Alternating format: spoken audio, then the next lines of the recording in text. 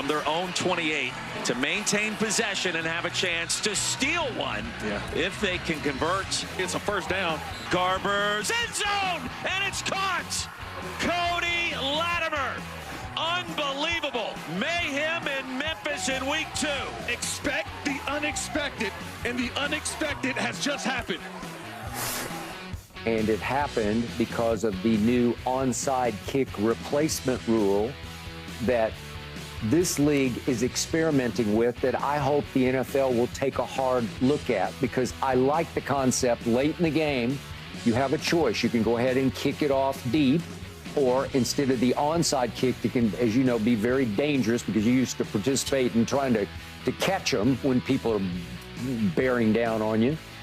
Instead, you get a 4th and 12 play from your own 28-yard line, and if you miss, let's say you only get 5 yards, well, then they're going to get the ball at your 33, and it's going to be game over, right? But you're desperate because you're down at that point, as San Antonio was. They were down 19-14, so they said, we'll try the quote-unquote onside kick replacement play, 4th and 12 from the 28, and they had to convert it. And you just saw they converted it. And so here they go. I understand it. I'm just trying to think if I would rather onside kick it if I got a good kicker that could get the hop. Okay. What's my timeout situation look like? How many minutes or seconds are left on the clock? I think all that, like, if it's 48 seconds and I don't think I can get the ball back because they get it, kneel it down, and game's over, then yeah, I'll go for it on 4th and 12 and rather than try an onside kick. But if there's just enough time left on the clock, I may want to try my onside. You know, I may want to try it, but this is good. This is a good option. It's interesting. It's a good option. I don't think the people that's betting would like it, but, you know. I don't know, but it's fun to watch. Oh, yeah. And it does take the danger out of the onside kick play, yeah, right? But if it's 4th and 12, you don't get it. I get the ball on the 28-yard line, and then I go in and punch it in. Now I go up by more points, and the bettors, it's probably got to be looked at, because now you're dealing with gaming and all of that sort of stuff. I don't know. It's just another way to go win the game, as opposed to onside kick recovery. You have to convert 4th and 12. Yeah, and then you go down. And by the way, do you remember Cody Latimer? He played for the Broncos for 4 years, and then he was pretty good for the Giants. He's another reason to watch these games. And by the way, there's one on Fox tomorrow at 7 Eastern, Memphis versus Birmingham. Can you imagine with 48 seconds to go in the National Football League, if somebody converts, and then they convert again, they convert, and they go down and score a touchdown and win the game? That defensive coordinator going to get fired. Okay, well, I don't know if this coordinator got fired, but he's on the hot seat. All right, let's talk National Football League, because here's what an NFC scouting director told ESPN about Jerry Jones and my Dallas Cowboys. Here's the quote. I don't really understand the plan there so far this offseason, but there's a lot weighing on this draft, and they seem to be confident about finding a bunch of starters. This is exactly what I've been saying on this show for a month.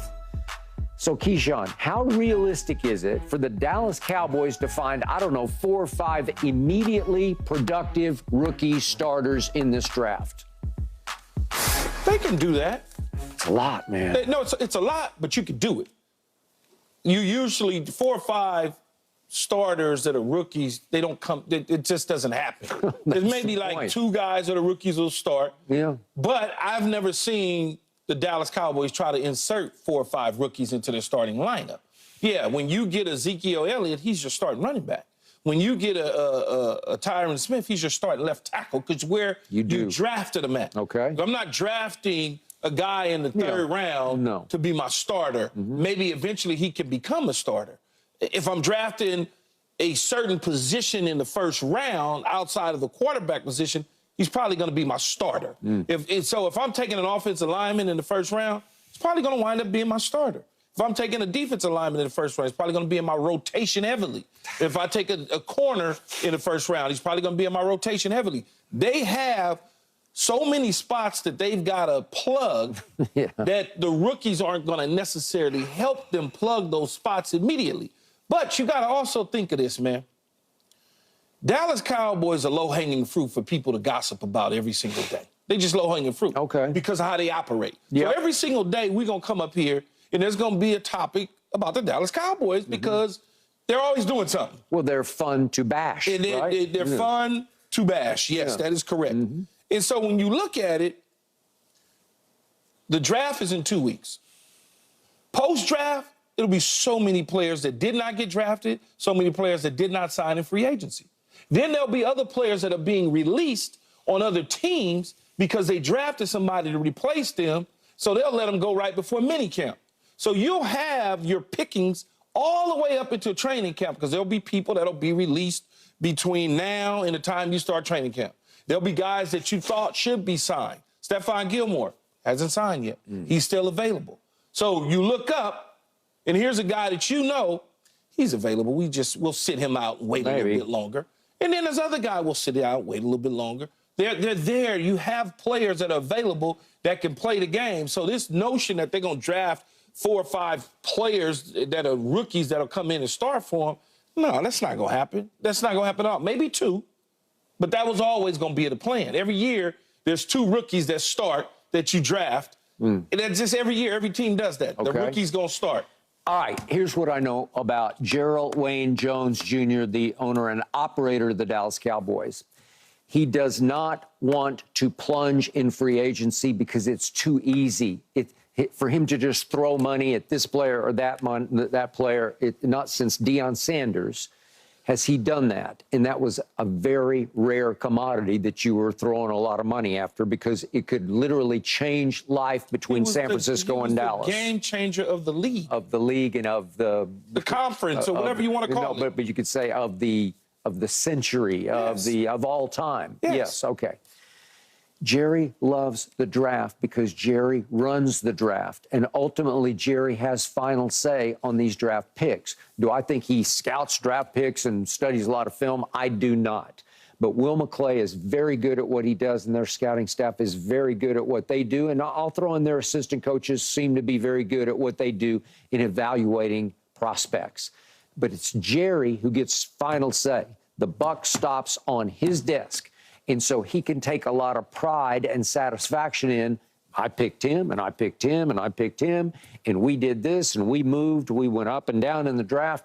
He loves that because it makes him happier. It helps build his ego and his reputation around the league because people do know that on draft night, he is the king in their war room. He is the one with the final say.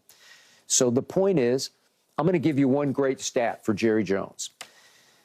Over the last decade, the Dallas Cowboys have drafted more Pro Bowl players who became Pro Bowl players for them than any other team in the league. They have 15 in the last 10 years. Next on the list is Baltimore with 12. So you got to give Jerry because he's the one. But I've always said from a talent evaluation standpoint, Jerry's always been at the top of his game. Okay. Along with everybody that works with him. The problem is the guys on the sideline coaching him up hadn't done a good job. That's the problem. I agree. All right, so what just happened? We lost 2 really good offensive linemen. You mentioned one, and then we lost our center, Tyler Biadasz.